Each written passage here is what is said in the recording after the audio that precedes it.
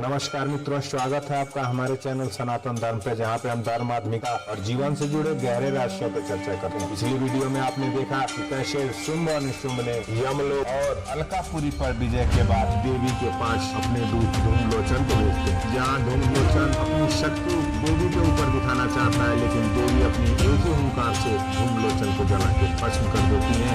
उसके बाद शुंभ और निशुंभ एक आत्म मंथन में पड़ जाते हैं। देवी कोई अलौकिक शक्ति है और उनको प्राप्त करना इतना आसान नहीं है। शुंभ और निशुंभ ने बार बार देवी कौशिकी के हाथों अपने दूतों और सेनापतियों को हार को देखा। फिर उन्होंने महसूस किया कि देवी कोई साधारण शक्ति नहीं है। अपने मंत्रियों और सेनापतियों के साथ मिलकर विचार विमर्श करते हुए शुंभ कहता है, यह हमारी प्रतिष्ठा का प्रश्न है। यदि इस युद्ध में हमारी पराजय हुई तो त्रिलोक में हमारा प्रभुत्व समाप्त हो जाएगा। हमें देवी को हराने के लिए अपनी पूरी ताकत लगानी होगी। शुंभ ने सहमति जताते हुए कहा, देवी कौशिकी को हराने के लिए हमें अपनी मायावी शक्तियों और सेनाओं का उपयोग करना होगा। इस बार हमारे पास हारने का कोई विकल्प नहीं है। विशाल सेना, जिसमें शुंभ और निशुंभ सबसे बड़ी शक्तिशाली सेना महासंग्राम के लिए तैयार थी। सेना की विशाल काय राक्षस, उग्र मायावी योद्धा और अदृश्य शक्तियों वाले असुर भी शामिल थे।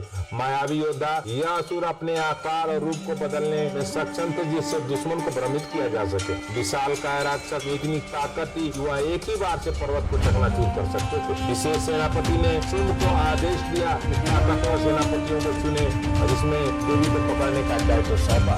असुर सेना ने हिमालय के चारों ओर अपना डेरा डाला और विशाल काय शिविरों में असुरों ने युद्ध की तैयारियां शुरू कर दी। चारों दिशाओं में युद्ध ढोल नगाड़ों से गूंज रहे थे। वातावरण में भय और अशांति व्याप्त थी। हिमालय की चोटियों को असुर ने चारों ओर से घेर लिया और उनके शिविरों से धुआं उठ रहा था, जो युद्ध के उत्साह को बढ़ा रहा था। असुरों ने हिमालय पर अपने जादुई बंधन स्थापित किए ताकि देवी की शक्तियों को नियंत्रित किया जा सके। युद्ध के लिए विशेष अस्त्र शस्त्र तैयार किया जा सके, जिन्हें देवी के दिव्य अस्त्रों के खिलाफ इस्तेमाल किया जा सके। सेना का हर योद्धा पूरी तरह से सुसज्जित था।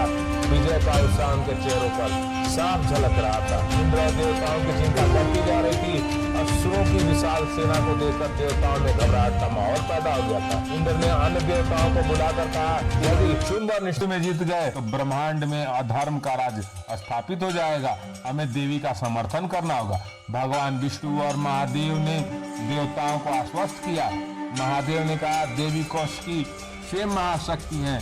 वे इस युद्ध को अपने विकराल स्वरूप से समाप्त कर देंगी। तुम सभी अपनी ऊर्जा प्रदान करो और उनकी विजय के लिए प्रार्थना करो। देवी कौशिकी का आवाहन किया जाता है। देवी कौशिकी जो ध्यान मग्न थी, उन्होंने शुंभ निशुंभ की चुनौती को स्वीकार किया। उनके भीतर एक दिव्य आवाज गूंजी।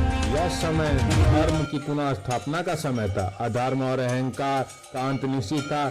इस महासंग्राम में असुरों का विनाश होगा। देवी कौशिकी जो शांत स्वभाव में है, देवी कौशिकी संग्राम के लिए अपने शक्तिशाली स्वरूप को धारण करती हैं। उनके नेत्र से अग्नि की भांति प्रज्वलित हो उठी। उनके चारों ओर दिव्य आभा फैल गई। उनके हाथों में अस्त्र शस्त्र प्रकट हुए। त्रिशूल जो सत्य और धर्म का प्रतीक था, धनुष और बाण जो अधर्म को नाश करने वाले थे, खड़ग जो न्याय की स्थापना का प्रतीक था। हिमालय की चोटी में देवी का वाहन चिन्ह गरजने लगा। उसकी भयभीति पैदा हो गई। उनके दिव्य मंत्रों के उच्चारण को पवित्र कर दिया। युद्ध भूमि अपनी शक्ति से भर दिया। देवी ने असुर सेना संबोधित करते हुए कहा, धर्मियों, तुम्हारा अहंकार और अत्याचार अब समाप्त होगा।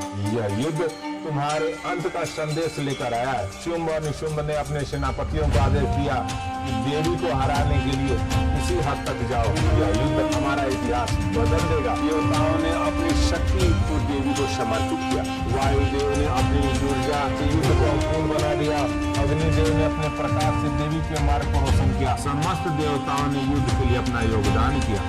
संग्राम की तैयारी पूरी हो चुकी थी। दोनों पक्ष अपनी अपनी रणनीतियों और शक्तियों के साथ आमने सामने थे।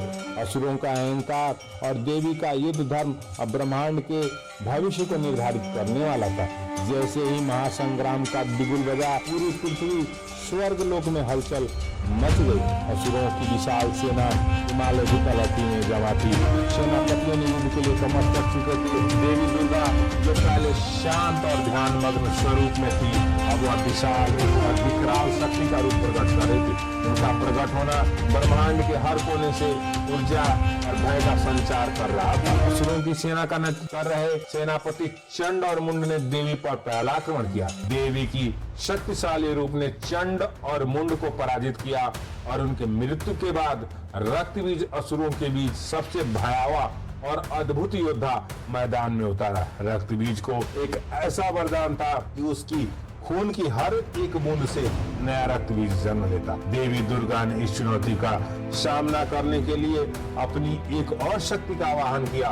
उन्होंने देवी काली को उत्पन्न किया, जो असीम ऊर्जा और विनाश की देवी थी। काली ने युद्ध में रक्तबीज के हर अंश को अपने भीतर समाहित कर लिया, जिससे उसका विनाश सुनिश्चित हुआ। रक्तबीज के पतन के बाद शुंभ और निशुंभ ने अपनी पूरी सेना के साथ देवी पर आक्रमण किया।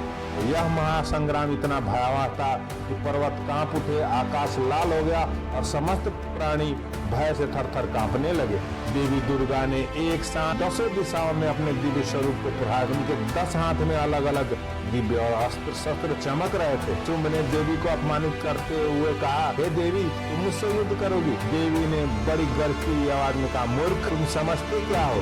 यह शक्ति केवल मेरी है। यह समस्त नारी जाति की शक्ति है जो तुम्हारे अहंकार को नष्ट करने आई है। देवी और शुंभ के बीच युद्ध हुआ जैसे पहले कभी नहीं हुआ था। हर प्रहार आकाश में धरती और बिजली को हिला देता। अंततः देवी ने अपने त्रिशूल से शुंभ का अंत किया। निशुंभ, जो हार मानने को तैयार नहीं था, उसने पूरी शक्ति से देवी पर प्रहार किया।